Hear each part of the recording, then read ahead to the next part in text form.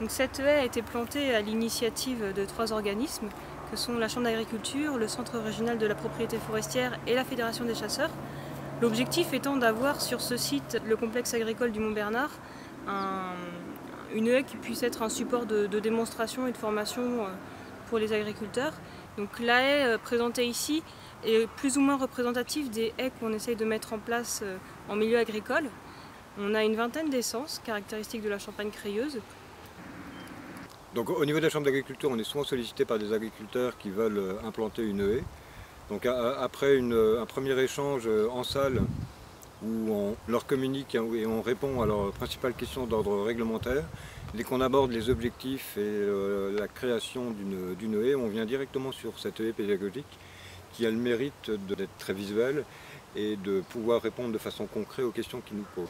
C'est également l'occasion d'aborder les techniques d'implantation et surtout d'insister sur l'importance du paillage à la plantation. Donc là, on a l'occasion de leur montrer 6 paillages différents. L'autre avantage de cette haie, c'est que normalement, à l'issue de la visite qu'on fait avec l'agriculteur, qui est très concrète, en l'espace d'un quart d'heure, lorsqu'il sort de là, il a reprécisé ses objectifs, son schéma de plantation est fait et le bon de commande au niveau des essences est réalisé. Et puis ça devrait être un support pour organiser d'autres réunions sur l'entretien et la taille des haies, qui tiendront compte du développement de cette haie pédagogique.